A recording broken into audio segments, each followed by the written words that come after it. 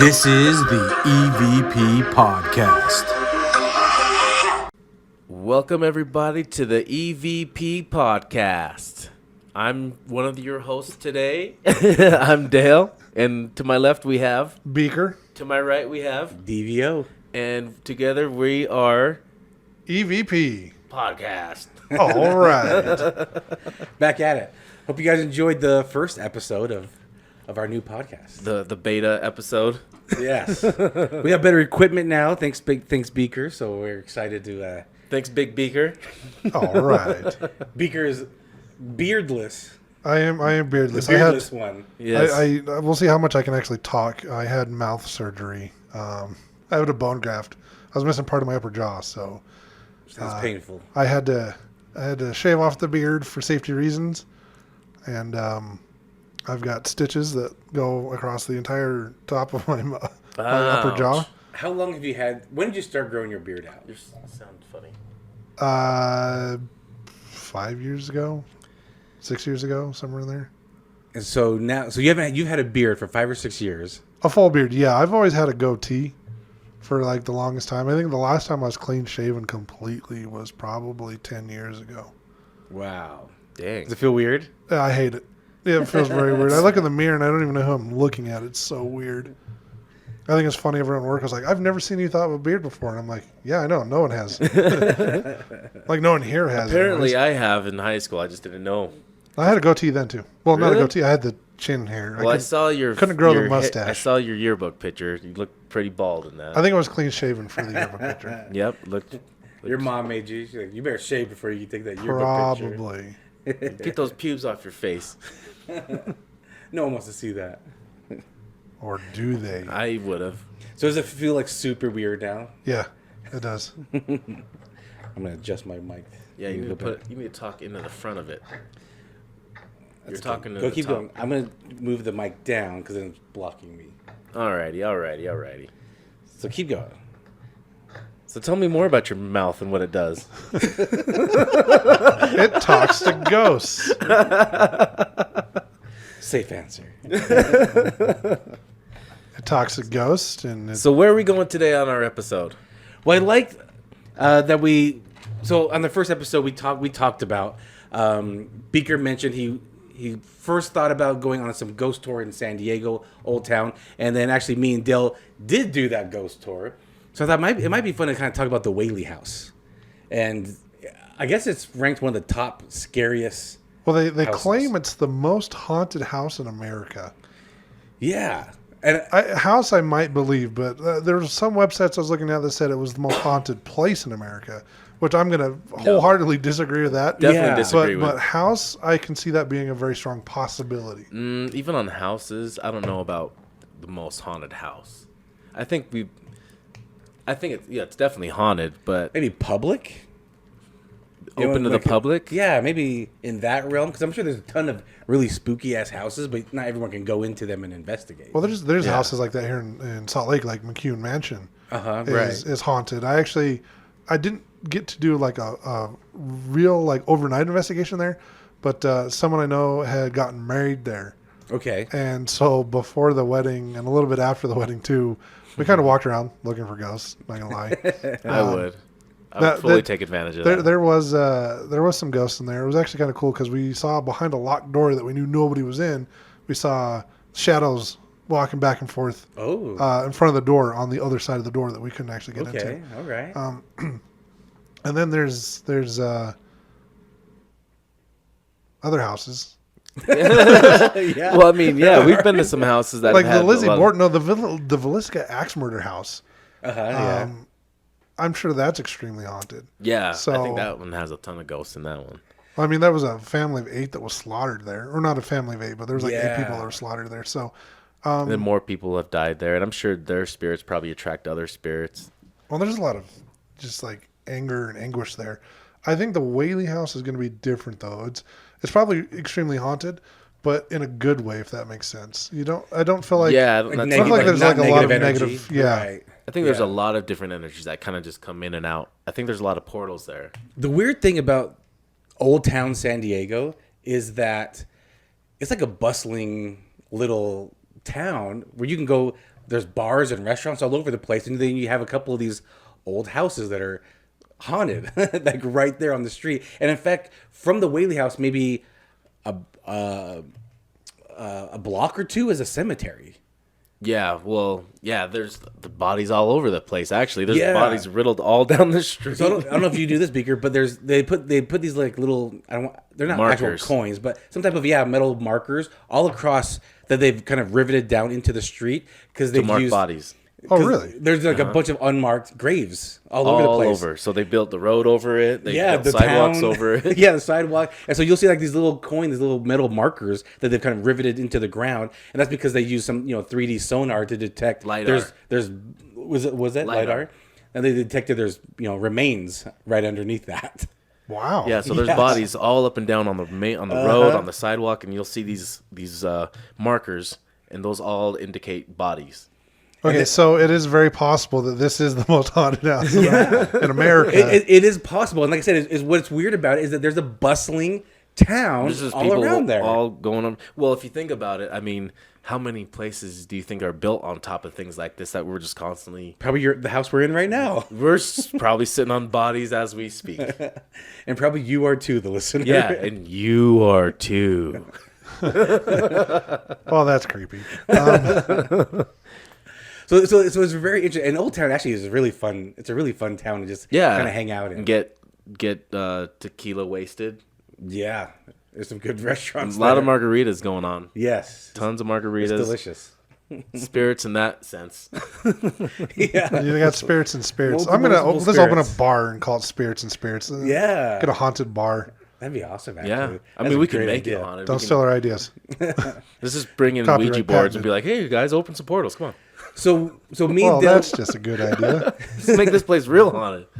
So the tour that me and Dell did, we did not investigate inside the Whaley House, just on the premises. And there's rumored outside to be portals. Remember them talking about Yes. that? So there's rumors that there might be portals in the backyard, and maybe that's what helps bring the spirits to that house too. They're just kind of entering a portal. It's like, oh, check out this house, and there's more spirits here too. But you might be right, Beaker, because it's not probably most likely not negative type energies, just random spirits. Well, just from passing the in. videos and the documentaries that I was watching, that showed and pictures of the inside of the house, I just didn't feel anything negative in this house. I'm not saying there's no spirits, but the spirits, like if they are there, I don't think they're negative in nature. I think they're more positive. Like I think they're people just that have exploring. lived there just really like the place. When they were alive, there's probably one maybe angry spirit, but I wouldn't even go as far as saying he's a negative spirit. Okay. Does anyone want to talk about the history of the Whaley House? So one of the fascinating things about the Whaley House is it was built by Thomas Whaley in 1853, I believe. 55. He bought the land in 53. Possibly. Somewhere in there. So what it actually used to be, the gallows in the town. Yes. It's where they hung people. And, Right. and one of the most famous, I guess, cases that they had there was Yankee Jim. who was arrested and executed for stealing a rowboat. Yeah. Which is Tough times back then. I know, right? Like if you stole a rowboat now, like you'd probably get maybe a light prison sentence and a fine. But back then, fine, apparently probably. stealing a rowboat was Big deal. big deal. Yeah, you can get killed for it. And now that I think about it, like, okay, San Diego, you're the Pacific Ocean. Where are you rowing to? Right? Where would you be trying to go in a rowboat? SeaWorld. Yeah, there you go. Well, and knowing that that's a lot of people that died on this property. Thomas Whaley bought it anyways and built his 2-story house on it. Now, did you know what kind of made Yankee Jim a little different than most people? No. So at this time, all right, this is the mid to late 1800s. The average height was about 5'3" to 5'5", and Yankee Jim was I guess reported at 6'4". That's like me. Yeah. So It's like you in a world of me's. Pretty much, because I'm 6'5", so... he's 6'4". 5'9". And so imagine five, nine they and a didn't half, quite shoes on. adjust the gallows properly for his height. So he didn't when he dropped through the gallows, he didn't snap his neck. He kind of just hung there for a few minutes strangulated before he passed away. So that's how he died. All right. That sounds like a fun way to go. Yeah, slow. Very slow. So if you guys ever hang me, make sure you adjust the gallows properly. Okay. Because I am a giant compared to you guys. Yeah, don't adjust it for my settings. So I guess I don't think Thomas Whaley died there, but his wife and 3 or 4 of their kids. They had a lot of kids that died there, I believe. So they had 6 kids total, and I believe 4 died inside the house. And his wife Anna, she died inside the house. I don't think he did in the house though. So I actually heard reports on both. So I'm not sure which is accurate. Some people said he did die in the house. Some say he didn't. He died close by, just downtown, but not necessarily in the house. I mean, when you die in a house, it doesn't necessarily mean your ghost is stuck there. It just depends on the way you die. I mean, if they passed on peacefully, I don't see their ghost being stuck there haunting the place. Well, I think most of them did die somewhat peacefully, but Well, one of them didn't. yes. We'll get to Tell that in me a little about bit. it. We'll get to that in a little bit. You want to talk a little bit more about the history of the house, or? Let me see. I got a few notes here. So Was that the Yankee Jim? Was that the only big case? I think that's the most notable one. Yes. That everyone talked about. What about Because they say his spirit is still there haunting the Right. location. yeah. So- where was the case for El Guapo? Where was that held at? No idea. The Three Amigos reference. Oh, And jeez. Guapo. And Guapo. But I guess Right next to Martin Short. so the Whaleys, Thomas and Anna, they had 3 kids in this house, and one of them died at 18 months old. And it was they called him Thomas as well, so I'm just gonna call him Thomas Jr. Little Tom. Yeah, little Tommy. So he died at 18 months old from scarlet fever, and then soon after he died, they opened up a general store in the Whaley house, and that burned. So Thomas said, let's get out of here. They moved to San Francisco. Big earthquake happened in San Francisco. While in San Francisco, they had 3 more kids in San Francisco, and so after the big earthquake, they moved back to San Diego with 5 of their kids. So lot of those kids. 2 and 5. So they had 6 total. 1 died at 18 months. And then there's another story that you might tell about the other one then. Yeah, it's one of his daughters. And I think that's all the history that I might really have of it. Well, did you know? So apparently, back in that time, brick houses weren't normal for the area. Oh, okay. I didn't know He that. did come from New York, moved to San Diego. I can't remember why. And he had a brick company. He had right? he made Yeah. he had his own brickyard. Sounds like he had a few businesses. Made his own. He built his own house, and it was like the first brick house in California. And then, like you said, he had the general store. They had a room that he built it was supposed to be like a rat-proof granary, Oh, okay. and it wasn't exactly rat-proof. So he ended up renting that room out. They used it for different things like a billiard hall. They also used it for a couple of years. It was like a second courthouse there in San Diego. So there was a lot of trials and stuff that went on there. This house is also the site of the very first community theater. Granted, it only lasted 5 months, but it was the very first community theater in San Diego. And when they built it, because like you were saying, people were smaller back then, it's rumored to have been able to fit about 150 people in this tiny room. Afterwards, they converted it back into a parlor. Okay. I think that's kind of strange, though, that it was gallows and then later became a courthouse. Right. That's kind of interesting. And I a think. general store. Yeah. And all these other things. What the I hell? guess a lot of businesses were there. And Well, so I guess Old Town was really, and it's actually still pretty small, but at some point, more business owners started moving to New Town, which is now called Gaslamp Quarter. And so now Old Town, and then Old Town just got really quiet for a while. How quiet? Very eerily. super quiet.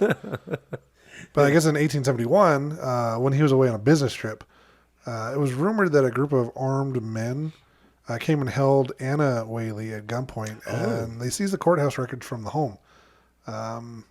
They say that this was kind of a turning point for the family. Interesting. I didn't hear that. So and Dun, dun, dun. yes. So the one death that I'm going to talk about here is a suicide of one of the daughters. She got married in the home. Her name was Violet, and she was the younger of the two daughters. She married a guy named George Bertolacchi. And Sounds like another New Yorker. Probably. And I guess she gave it her best effort, but the marriage it didn't work out, and she ended up getting a divorce, and she was distraught over this. She was so distraught, actually, that she decided that she was going to end her life. Now, what happened was she went outside, and she took, I believe, a rifle of some sort. Her dad's gun. Yeah. Pointed it at her chest and pulled the trigger and hit just to the right of her heart, I believe. And so when they found her outside, she was actually still alive. But do you know where they found her? Where they found her in? No. In an outhouse. Oh, really? So I guess so. That's what I heard. So I guess they saw the outhouses out back, and she went in the outhouse. And I'm assuming after pulling the trigger, that's when her dad probably heard and was like, "Whoa, what the heck?" Like, well, somebody's blowing it up out there. Yeah. So they probably went to investigate, and they found her. And like I said, she was still alive. So they brought her into the house, which is in the basement, which is a guest room they have there. And she actually ended up dying in that room. And that room is like, I guess the room that it was easily accessible. So they used that room a lot. And it's said to have been a place where a lot of the family was born, but also where a lot of the family died. Interesting.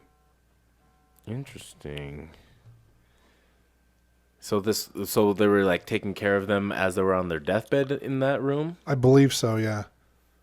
Mm-hmm. So it's rumored that guest room on the first floor there, when you go in, it's like I said, not only a place where a lot of the family was born, but where like Violet and I think Anna passed away. Okay. So that room is supposed to be pretty active. Interesting.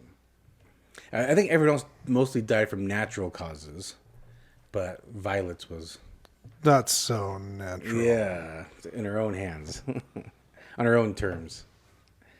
That's pretty interesting. So I wonder if, so you think you've got 4 kids and the parents, so the 6 of them died in the house. 6 of the 8 died in the house. Thomas, Anna, Lillian, Thomas Jr., Violet, and Francis all died in the house. Yeah. Or on the property. So yeah, six of the 8, and at one point it was gallows. So who knows how many people died on the property, land. On the land. So and you got to imagine how many natives might have been there and died beforehand too. Right. So you had natives. You have, I think probably a lot of Mexican occupancy was around that area too, because there's a lot of Mexican influence in Old Town. That was there. Considered Mexico. All that was Mexico. That's right. Yeah, it was. Yeah, it was all. We're sitting in a section of Mexico as well. This is true. Interesting. Yeah, you didn't know that. Yeah, Mexico before the pioneers and that came over and took it all over. Mexico went up to Wyoming, I believe, if not farther north. Say what? Yep. Not only as you hear paranormal stories, but a history lesson as well. And geography. Okay, very interesting. So let's talk about some of the experiences we had when we went there. All right. So I remember that they talked about there were tons of portals there. Yes. And that they're all over the property, and they kind of like come in and out. And I remember we were using some type of a K2 meter. Yes. And you were using it. And you use it two-handed. It was a two-handed device. Yeah, you needed to have the current with both your hands on there or something. And I've never seen this tool again. Yeah, it was weird. But anyways, as you're holding it, and it was going off in some places, and then it would go away. Right. And I remember you'd like kind of pick it up above your head, and then it would start going off again, and then bring it down, it'd go away, pick it up again, it'd start going off again, then all of a sudden it would disappear. Mm-hmm. We'd kind of move around, and it would go off in different places like that. And then was there anything else? Oh, our niece that was there with us, didn't she say she felt like she got touched or something? I believe so. Yes. And there's a lot of, so what's happening inside the house, what some of the reports are. So, again, we talk about Thomas Jr. passing away at 18 months. There's reported, ever since his death, there's been reports of possibly his presence still being known around the house, whether it was crying, giggling, tiny footsteps going through the house. With Violet, after Violet passed, I guess there's rumors of seeing, a figure of possibly her, figures in windows. So on the grounds when we walk, we didn't go inside the house. We were outside on the grounds, walking around the grounds. There was a window that I had my eye on. I just kind of felt something there. So there has been reports of somebody standing up there when the house should be empty, curtains moving when no one should be inside. And so I know Triana, she mentioned that she felt like, it's hard to tell because we weren't investigators then, so we didn't really know what questions to really ask. We're just kind of going off of what she thinks she might have felt. Yeah, we were still new to investigating and super new, very, very new. But it sounds like a place that we should go visit. I do. Yeah. I was looking it up before we started recording. They are closed because it is I guess we call it, it's a history museum now, basically. Yeah, it is. So I can't remember what the terminology for it is, but it's a national landmark as well. Yeah, so COVID has shut it down, son of a bitch. But it's shut down right now. But I do want to, I want to see how much it costs if we just want to have a private session there. See if anyone wants to come with us too. But I think that would be awesome. Rent out for the night and just do our own investigation. I'm game. And we have the whole house to ourselves. I think that'd be awesome. One of the things I thought was fascinating compared to another house in California that I've actually been to, when I went to Winchester, they actually told you not to take pictures. Sacramento? Is that where it's at? San Jose. San Jose. So it's up there. It's not too far from San Francisco. So it's up there though. When I went from Anaheim to San Jose, it was like an 8-hour drive. Okay. But one of the people that did an article on the Whaley House, they were encouraged to take pictures while they were there. Yeah. So that's kind of like one of the things, like I want to go, even if we can't investigate, even if it's just on a tour, we'll still be able to take a ton of pictures and do our thing. Right, like walk around inside. Yep. Yeah. So that has me interested because like the Winchester Mansion was fun, but you weren't allowed to take any pictures except for like one room at the end of the tour. Okay, that's lame. And so if we do go to the Whaley House, Dale, you were just saying there's another place close to Old Town, or even is it part of Old Town? Well, actually, there's tons of places in Old Town that are haunted, but even like that one bar. I guess I always think of Old Town as like this one major like strip of like 2 blocks. Not 2 blocks, but like it's pretty wide and long strip. That's always what I think of Old Town, but it's actually is a lot bigger. Yeah, it's a big lot, but no, they have, I can't remember what that bar was, but we got to actually go inside that bar and use some stuff inside there. Maybe if we could try to get it was like a saloon. That. It was like a little saloon. But that'd be cool if we could get access to the Whaley House and that bar. Yeah, so we were so new, and we were allowed to go into this type of saloon just in the towards the entrance. It was like a bar and then like maybe a little dining area. Yeah, but we weren't really investigating as much as just exploring. Well, we had no tools, and it was 20 people. Yeah, in a small area. Just people are like half drunk. Yeah, so it was too hard to really say we were investigating, but yeah, it'd be nice to have it like where it was maybe shut down, and we just totally have peace and quiet and then investigate. Well, kind of like what they allowed for that tour, but it just be us and not a bunch of half drunk weirdos, strangers. Right. So that'd be fun. That'd be fun to go down to. Yes, but there was another neighborhood where they put a lot of old historic homes and replaced them into this neighborhood, and it's called Heritage Park. And Triana took me there, and these old homes, like I was definitely getting some vibes from some of these homes. I'd be walking around and I could definitely tell some stuff was going on in some. Nobody lives in these homes.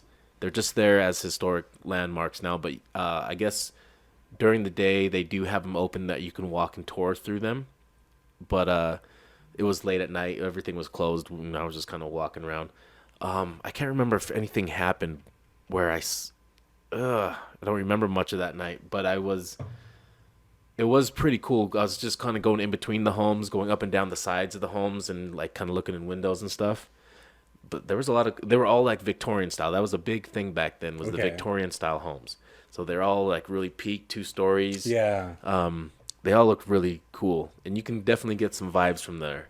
But we should try to go there in the daytime too and see if we can get access at night. That'd be awesome. That would be really cool.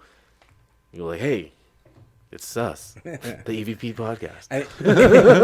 You know us. Because we'll be famous by you now. know us. You know us. It's us. And I guess in the Whaley house, you'll know if you come into the presence of Anna Whaley. So I guess she has a signature scent of lavender perfume. I heard there's the smell of cigar smoke or So pipe Thomas, smoke. yeah, That's cigar. Thomas, yeah. So Okay. he I guess he smoked cigars. So the rumor is he's known to, as you come into the house, sometimes he'll blow cigar smoke in your face. And so if you hit a You want a random fact about cigars? yeah. So you've heard the saying "close but no cigar," right? Yes. So back in the day, carnival games weren't directed towards kids; they were directed towards adults. And one of the prizes when you won the carnival game was a cigar. So if you almost won the game but you didn't quite win it, the guy would say "close but no cigar." Nice. That's your random fact. I've got like 4 or 5 on a video someone sent me. I'm going to randomly work these into our episodes. Now it's like close but no panda bear. Pretty Yeah. much close Yeah. but no unicorn. Great. I would rather have. Cigars suck. I like cigars. I'm not a fan. You know, I've never smoked one. I've seen people smoke them, and I've seen how sick they get, and I'm just like, I'm Well, good. that's probably because they're inhaling them. You're not supposed to inhale those. I like cigars. So listen to our show to learn how to smoke cigars. Speaking of cigars, that's actually one of the shops they have there in Old Town is a cigar shop. I bet you that's haunted. I bet you that whole town is I haunted. guarantee the whole town's The way haunted. that's riddled, like I said, walking up and down the street, you'll see all these markers of Oh, of bodies. speaking of the whole town being haunted, the guy who was doing the tour showed us a clip of the outside of like the main little park in the middle of the square, the little state park square. Anyways, there was a heat signature they got from the infrared camera, and it showed something kind of laying there, and then going up, like the heat signature kind of went up. Oh, really? Yeah. And there was nothing there. There was nothing showing up on the camera. It just kind of like something kind of comes up from the ground, and then I can't remember everything. Do you remember what he showed us? No, I actually don't remember what you're. I don't remember this. You don't remember that? No. That was one of the evidence because at the end of after the end, So he played some EVPs. played some EVPs and then Yeah. played some video evidence, and that was one of the video evidence that was played was in that courtyard. There was just the infrared camera on there and nothing there, and all of a sudden some heat signature just started showing up and kind of came from the ground and then like shot off. Yeah, I don't remember this. I don't remember in I detail. do remember the EVPs. I don't remember any of the EVPs. I don't remember what they said either, but they did have some EVPs. Mm-hmm. Yeah, they played some EVPs, and I don't remember. Actually, I don't remember the videos at all. We should take the tour again Yes. and then Definitely. get all his contacts. Yes. It's on the list. I know, excuse me, in one of the videos I was watching, they did talk about some of the stuff that the people have experienced there. Like, there was one of the guys that was closing up the museum for the night, so there was no more guests in there. Everybody was out. Uh-huh. And he saw on the second floor someone standing over the stairs, like looking down on him. Oh man. And know what I there's would been do. reports of a little fluffy, furry thing. Apparently, the family dog still haunts the house. And Yeah, that's what I heard too. And it'll lick people. Oh, Yeah. weird. yeah. the Oh, one guy was weird. like, it's like it licks your arm or your toes or your face or whatever. Oh, what if that's not even a dog? What if it's a ghost of some weirdo just licking people? perv? Yeah, Ghost some perv. perv. Some Well, I ghost guess perv. there's only one way to find out, isn't Yeah, there? we're gonna have to go down to their level. So if you get licked on your toes, Dale, and you're like, "Oh," then you're like, "That's a puppy." And if you go, "Ooh," then you know it was Yankee Jim or Yankee Jim and his Jim's foot going fetish. around yeah. licking people's feet. So yeah, So Whaley House, it is interesting because I never heard of like being there. I don't see like the most haunted house in America. No, But like I said, I felt something in the window, and I just kept staring because I was looking for like a curtain to move or something like and that. when I think haunted, I'm thinking more of like the type 2s where you have more of like a negative presence there. That's more what I'm thinking when I think of haunting. and I think most people do. And then when you get more of like these type 1s that aren't really haunting the place and they're more of just there, Yeah. you don't even know they're there. I wouldn't say that's like being haunted, because I think there's just spirits everywhere at all the time. So for people that didn't listen to my previous podcast or familiar with our previous team, when you hear us say like something like a type 1 or type 2, on our previous team, that's how we classified spirits. And with a type 1 just being like a normal human spirit, a type 2 being, it's still a human spirit, but it's an asshole spirit. Right. And we had it categorized into like type 2 A and B, where A was A for asshole. They were a jerk when they were alive, so they're jerk still while they're dead. Where B was being forced. They were being controlled by either another type 2, or they were being controlled and manipulated by what we call the type 3, which the old team would probably call it a demonic entity. I prefer the term inhuman spirit. Because not everything that we've dealt with, we've dealt with a lot of inhuman entities or inhuman spirits, and that's just basically a spirit that's never had a body. Yep.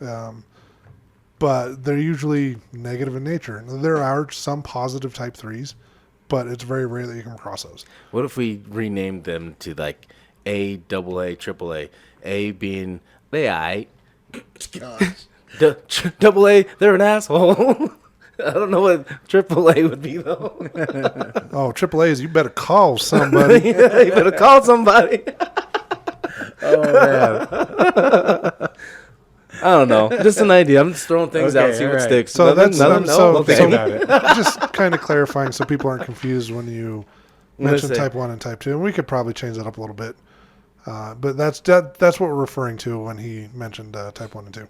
Yeah, that's what I was talking about. So yeah, I don't see type 1s being more of a place being haunted as much as I do if there was like a ton of type 2s. Right. And type 3s, then I would say, yeah, that's like the most haunted place ever. So like Waverly Hills, oh yeah. Definitely more haunted than the Whaley House. But I guess house and sanatorium, different When we things. were there, did you feel anything like that? I felt something on the top That window in the back. Yeah, in the back where Yeah. we're standing. No, I definitely felt that. Yeah. I couldn't Like, it see felt like- anything there, couldn't but see you anything, but I definitely felt like feel... it was like somebody was watching us. Definitely feel that. Like they're just like watching like this group of people standing outside in the backyard playing with these contraptions and yeah. putting their hands out, feeling for cold spots of portals or something like that. That's what this guy had us doing, by the way. Put So your hand did you out. use like a pendulum or anything, or just... No. It was. Where's my phone? I'm gonna look up. I don't know. So that's one way you can actually find a portal, is using a pendulum. It's very tricky, though, because you have to be able to hold your hand very still so you're not moving it. But the theory is when you're holding a pendulum in a portal, it will cause it to start spinning in a clockwise direction, I believe. And I believe if it starts going like counterclockwise, I think it's supposed to be a vortex. And there is a difference. Interesting. We need to send some spirits into some of these portals and see what happens. Okay. I don't know how, but... Usually, in my experience, when a spirit has gone through a portal, they don't know how to get back. We need to go there and try to get some EVPs or use the Echo Box or something to talk to some of these spirits and be like, hey, you guys going through these portals? Where did you guys come from? What's happening? We can do that. I remember there's this one house we were at, and the spirit that was in that house came from a portal somewhere, from a different country. Interesting. With Brandy, one of the last houses we were at. And you guys went downstairs, and I stayed up there, found the spirit in the bathroom upstairs. Oh, that nice family. Yes. Yeah, when Derek and I went downstairs and they had all the EMF coming out of their furnace room because it wasn't properly insulated. Right. So that spirit was someone that came from a portal and ended up here. That's right. Yeah, and usually... Another country, yeah. Yeah. Yeah, it was that girl spirit that was just there to kind of play and have fun with the kids. Right. And she hit a couple houses in the neighborhood. So we gotta talk. All right, Brandy's coming with us. You hear that, Brandy? You're coming with us. We're going to San Diego. We're going to San Diego. Pack your bags. You won't have to ask her twice because we have really good friends that live in California that would love to see us and would probably come with us. That would be really cool to see if some of these spirits are kind of like coming in and out of these portals and on the property. Because I'm sure her gifts have developed quite a bit since last time you guys were there. Yeah. Ooh, good point. So when I was in San Diego, I was by myself. I've only ever taken her. Oh, I thought she went there. Well, we did. We went to SeaWorld a couple years back, but But you guys didn't go to Whaley? Oh. No. No, so I'd love if she would be up for it. Yeah. Making a trip out there. Or we just kidnap her and take her for a trip. Pack your bags. You're What'll be going the first somewhere. I've done it a couple times. I'm like, hey, I'm paying for you to go to Disneyland. Let's go. And she's like, oh, I guess so. Twist my arm. We'll say Disneyland, but we'll go there first and then detour. I just tried looking up that equipment. I can't find it anywhere. I've never seen it again since we did that. You know what it reminds me of? Those body fat calculators at the gym. Oh, yeah. Because it's that you put your two hands on it. It's supposed to it has like those I don't know, what do you call it? Like almost like magnets that kind of help. Yeah, something like that. And that's what it was. But it was basically a K2 because it would light up. So it would be, just sit solid green for no activity, and then it would shoot up to red for high EMF coming in. So it's almost exactly like a K2, but you held it with two hands. I can't find it anywhere. That's probably a cheap homemade EMF meter. I'm wondering if he did make it in Who knows? some capacity. We'll find out because we're going to go to do his tour again. We should. And we'll break it down to a science. So And we'll say, listen, man, what's this shit you got here, man? What is this? Tell me about it. How does it work? let's check this device out. So that's the Whaley House. Did we cover everything on the Whaley House? Like history-wise? So, yeah. All right. Yeah, it's pretty haunted, apparently. We'll figure it out. We'll figure it out. Yeah, I think we should go investigate this. And it's not like it's super far or super hard to get to. The problem is California. That's the problem. So then let's go to some other places. Because California does not want to open anything up for people for some reason. Well, they're starting. Hopefully they will be. Yes. Well, hopefully we'll be kicking this pandemic in the butt here soon. Well, we had a couple investigations, right, that were planned that just the owners just said, no, I don't want groups of people coming in. Yeah, we had some residentials that they kind of canceled last minute just because. No, even some commercials, I thought. Didn't we have a couple buildings and then the owners just said no? I think so. There were some. There were some that they wanted to limit it to so small of a group that it wasn't even worth putting in the effort to do it. It's like, you can come with 3 people, and it's like, oh, okay. Which, I mean, is great if it's like a new place that we'd never been to before, but some of these were places that we had been to, and we were trying to open the experience to some other people as well. Yes. I'm going to bring some equipment with me, and if I find something spooky out in Florida this weekend, I'll go investigate. Okay. Just let us know. Just in case, it won't hurt to have a K2 and a Ghost Meter Pro. Won't hurt at all. Live stream that on the Facebook. Be like, guess where I'm at, everybody? I'm in a gator's belly. You know what? Oh, gator's belly. Well, it means he's in Tallahassee. I'm going to Tampa. There's gators all up and down that bitch. I was talking about the Florida Gators. Oh, okay. The football, the college. I'm in a gator's belly. That's just weird. I know. Don't die. Which side? Well. All right. Well, is that an episode, guys? I think so.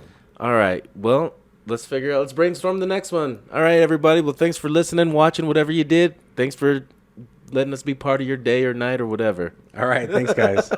Peace out, butterflies. Adios, amigos. This is the EVP Podcast.